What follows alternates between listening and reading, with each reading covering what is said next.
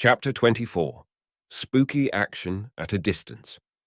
The world of strict naturalism in which clever mathematical laws all by themselves bring the universe and life into existence is pure fiction.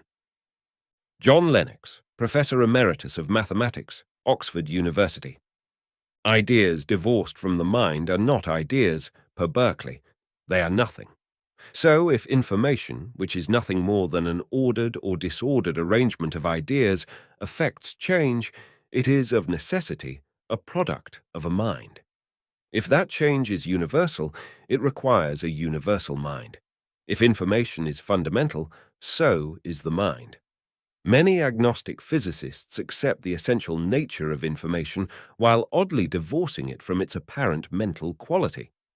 For example, a 2017 article by science commentator Anil Ananthaswamy reported, "Concepts such as entropy in thermodynamics, a measure of disorder whose irresistible rise seems to characterize our universe, have long been known to be connected with information.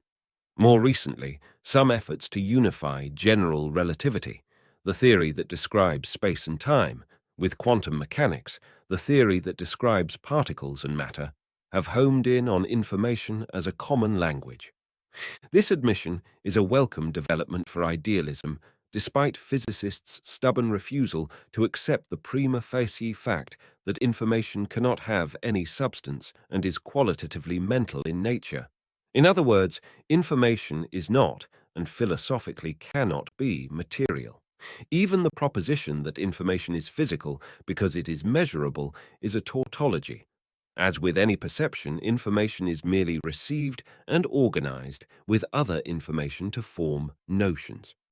Saying that information is physical because it is measurable is like saying reading is physical because you comprehend words.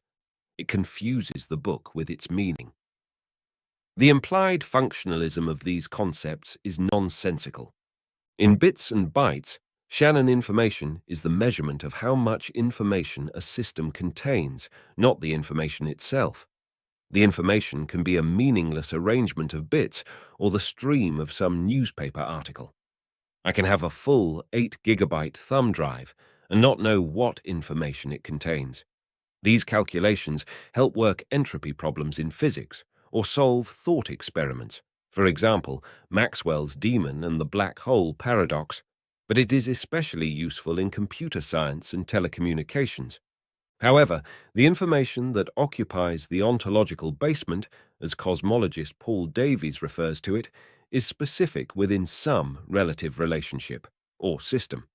For example, force particles, also known as gauge bosons or messenger particles, transfer energy, and therefore the information, to other particles, causing them to manifest force such as the electromagnetic force, photon, or the strong force, gluon. By inference, we may conclude that information was transferred, mediating that change, or difference in being, within the quantum field. In this way, information has an integral relationship to energy, if not ontologically identical to it. I argue that information that affects change should be called instructions, or somewhat daringly, imagination. I use this noun because it is more consistent with my overall theology proposed later, but definitively not associated with Neville Goddard's heresies, the law of attraction, or any like New Age belief. I will argue later that reality is a story that belongs to God because it arises from His imagination. The aforementioned cultic beliefs posit human sovereignty over imagination, which conflicts with science, faith, and common sense.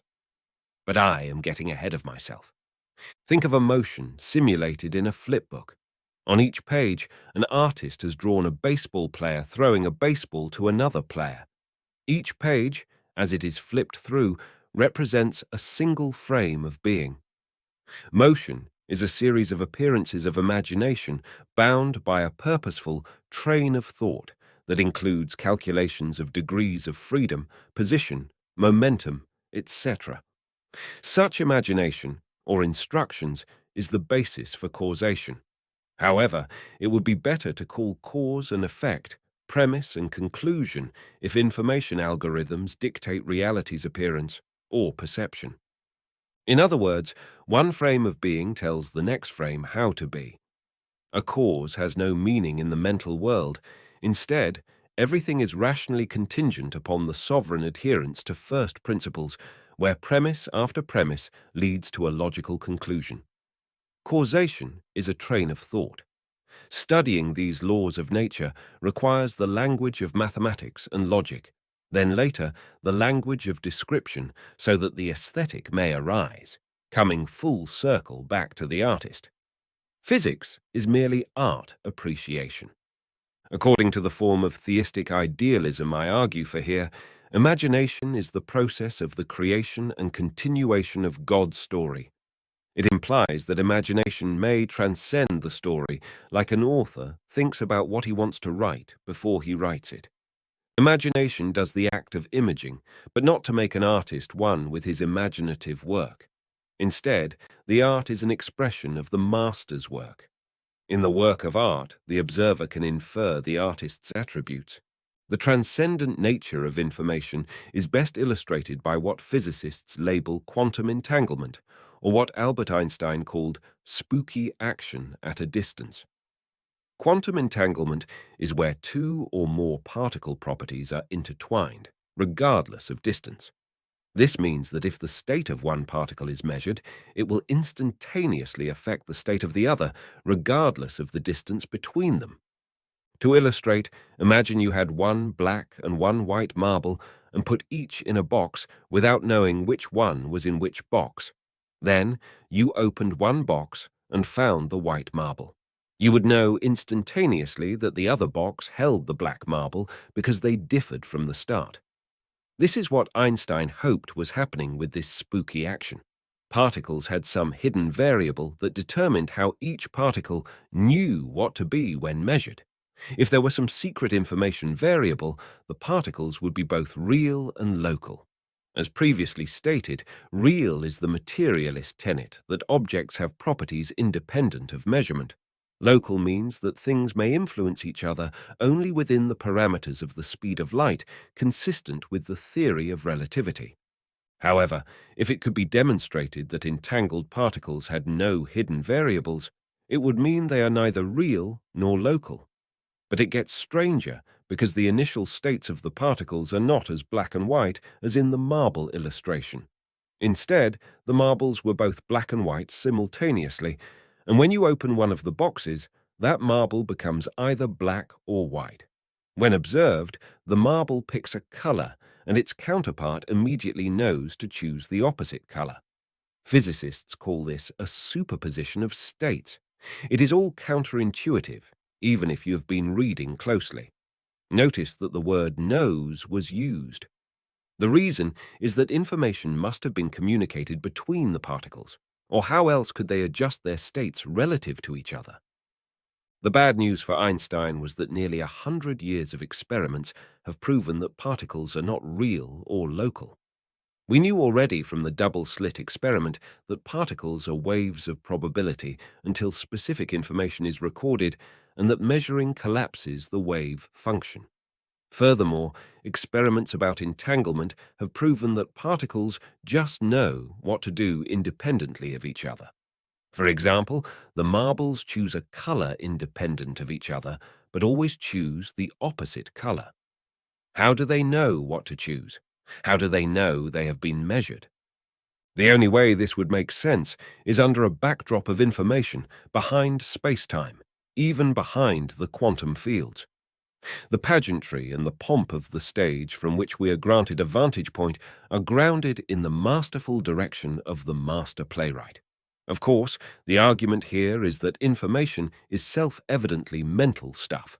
Furthermore, inferring a mindful progenitor of the story is logical, since this stuff is knowable, rational, and purposeful. The story that we inhabit is finely tuned, consistent, and very beautiful. Therefore, the mind that imagines the plot must be knowable, rational, sovereign, consistent, and above all, an artist. It is not rationally necessary that the universe, if it is mental, should be so because the artist could imagine countless worlds. Neither are miracles contradictory to the world we inhabit, because the ideas of a mind are contingent upon the nature of the mind. Imagination generates frames of being, but the source of that imagination transcends the story and originates from the mind of a great artist. It has never made sense to assert that mindless, unguided processes have created or sustained the universe. It is even more senseless now. Unfortunately, many agnostic scientists have wrapped themselves in the cloak of materialistic orthodoxy and positioned themselves as sole arbiters of reality. Their technical and complex expertise provides a splendid cloak, but does not hide their nonsense. I have always said good physicists are generally terrible philosophers, and even fewer are theologians. Therefore, I agree with John Lennox, who commonly says in his lectures, either human intelligence ultimately owes its origin to mindless matter, or there is a creator. It is strange that some people claim that it is their intelligence that leads them to prefer the first to the second.